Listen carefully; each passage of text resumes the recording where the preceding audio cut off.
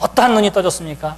내가 알기에 나의 대속자가 살아계시니 마침내 그가 땅 위에 서실 것이라. 하나님에 대한 신앙의 고백이 바로 거기에서 나오고 있는 거예요. 거기에서. 주님과 같이 내 마음 만지는 분은 없네. 오랜 세월 찾아 난 알았네. 내겐 주밖에 없네. 내게 주밖에 없다고 언제 고백할 수 있어요? 친구들이 나에게 위로자가 되고, 아내가 나에게 기운을 떠다주고, 자식들만 봐도 노후가 보장된 것처럼 느껴질 그때가 아니에요. 언제 내가 내 힘으로 아무것도 할 수 없는 그것을 느낀 그 순간에 정말로 나를 위로해 주실 분은 하나님 한 분밖에 없구나. 이러한 신앙의 고백이 나오는 것입니다. 언제 하나님이 나의 구속자가 되십니까? 이렇게 이야기할 수 있을까요? 그 어느 것으로부터 보상받거나 그 어느 것에도 희망이 없는 그 순간에 드디어 그의 눈이 하늘을 향해서 열려지게 되는 거예요. 여기 대속자 혹은 구속자라고 하는 말이 있습니다. 이번에 말로 고엘이라고 해요. 고엘. 이게 뭐냐 하면 내 친척이 너무나 큰 빚을 졌어요.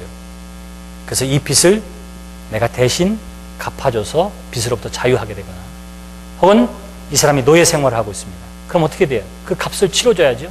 그래서 친족이 그 값을 치러주면 이 사람이 자유함을 얻어요. 이렇게 내가 그 값을 치러줘서 대신 갚아주는 것, 혹은 노예에서 놓여지게 되는 것, 이것을 고엘 혹은 대속의 원리라 이렇게 이야기해요.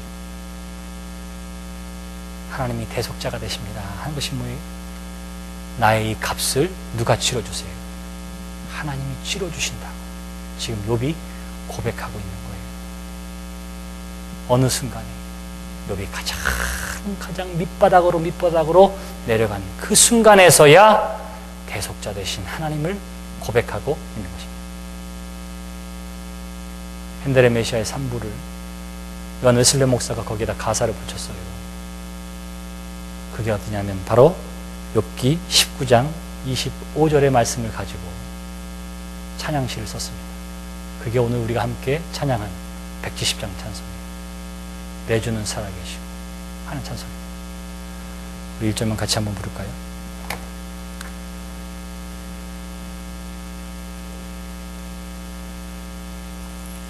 예전 찬송으로 16장 찬송입니다.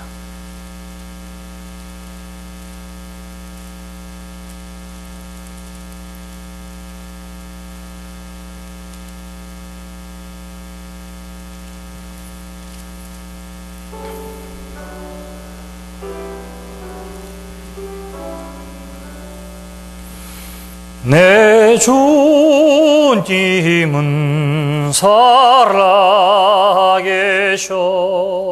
날 지켜주시니 그 큰 사랑 인하여서 나 자유 얻었네.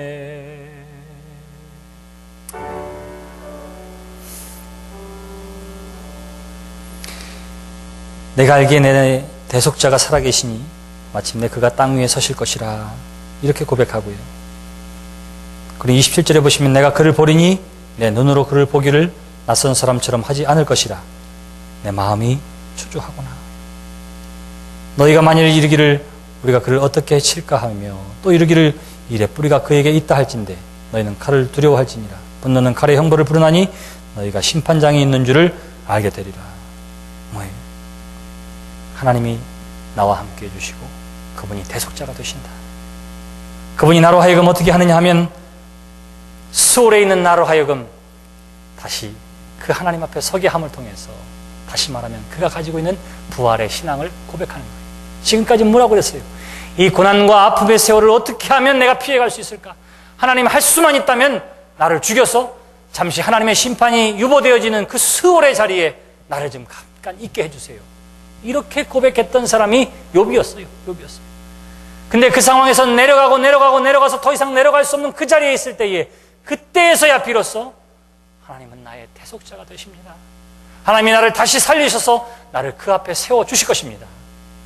이렇게 욥이 고백할 수가 있었던 거예요. 이러한 믿음의 신앙의 고백이 욥에게만 있었던 것은 아닙니다. 누구에게도 있지요. 요나가 비로소 하나님을 전능자로 고백했던 것은 언제예요? 물고기 뱃속에 있을 때예요. 물고기 뱃속에 있을 때, 옴짝달짝 못하는 그 순간에 전능하신 하나님을 구속자로 고백하게 됩니다. 고백하게 돼요. 사도 바울이 언제 주님에 대한 신앙의 고백이 나오지요? 팔팔한 몸 가지고 일할 때가 아니었어요. 다마스커스로 가는 그때에 눈은 보이지 아니하고 음성만 들은 그때에 주님을 만나게 됩니다. 주님을 만나게 돼요. 모세가 언제 고백하지요? 아브라함이 언제 고백합니까? 다윗이 언제 하나님을 고백해요? 바로 그 홀로 된 자리에서, 낮고 천한 자리에서 자신의 힘으로 어떻게 할 수 없는 그 순간에서야 비로소 하나님을 구속자로, 전능자로 고백하게 되는 거예요. 따라서 우리는 때로는 하나님이 여러분들을 홀로 있게 된 것으로 인하여 감사하는 여러분들이 되시기를 바랍니다. 다 괜찮아요. 가족도 있고 자녀도 있고 다 단란해 보여요. 그런데도 분명히 하나님의 사람은 잠 못 이루는 그 밤이 있다니까요. 잠 못. 친구가 아무리 많아도 홀로 외로워하는 그 시간이 있다니까요. 하나님이 그런 시간을 만들어 놓은 이유가 있어요. 바로 그 시간을 통해서 하나님이 만나주시는 거예요. 하나님 만나주시는 거예요. 저에게도 그러한 시간이 있습니다. 주일 예배를 다 마치고 사람들이 다 돌아가고 월요일날 새벽에 나와서 불 꺼진 자리에 앉아서 기도할 때 모두가 다 돌아가고 깜깜한 밤에 불 켜졌나 꺼졌나 한번 돌아보면서 이렇게 나갈 때, 그때의 세상에 나 혼자밖에 없는 것처럼 느껴질 때가 있어요. 느껴질 때가. 이렇게 많은 교인들이 나를 위해서 기도해 주는데도 홀로인 것처럼 느껴질 때가 있습니다. 근데 그러고 나가면 하늘의 별빛이 반짝반짝 날 보고 있는 것처럼 느껴져요. 저 우주 만물을 지으신 하나님이 나를 주목하고 있구나 하는 것을 느낄 때가 언제냐면, 큰 목소리로 설교하고 찬양할 때라기보다는 오히려 철저히 홀로 된 마음 가지고 있을 그때에 하나님이 내 심령 가운데 별빛처럼 내려앉고 이야기하고 쓰다듬어 주고 하는 것을 느끼게 됩니다. 여러분들이 홀로 있을 그 시간이 있습니다. 외로워하는 그 시간이 있고요. 말 못할 아픔 가운데 잠 못 이루는 그 밤이 있지요. 바로 그때가 하나님이 우리를 부르는 시간이고 하나님이 우리를 만나주는 시간이에요. 내가 그 외에 다른 것들로 채워지면 언제나 우리는 다른 것들이 우선순위에 놓여지게 됩니다. 근데 이 안에 아무것도 없게 되면 그제서야 하나님이 보이기 시작하고요. 하나님의 음성이 들리기 시작하는 거예요. 욥이 철저히 친구도 없는 그 순간에서야, 옆에 친구들이 이야기한다 하더라도 아무 소용이 없구나 하는 그때에서야 사람들의 소리가 아닌 하나님의 소리가 들리기 시작하고요. 눈에 보이는 것이 사람이 아니라 하나님의 영광이 보이기 시작하는 거예요. 그리고는 나아가서 어떻게 합니까? 스올에 있는 것이 차라리 낫겠다고 했던 그가 중재자 되시고 구속자 되신 하나님 앞에 서 있는 그 영광을 저가 보게 되는 거예요. 우리의 신앙은 여기까지 점점 진보해 나가게 되기를 주님의 이름으로 기원합니다. 왜 그럴까요? 욥이 하루아침에 여기까지 간 것은 아니에요.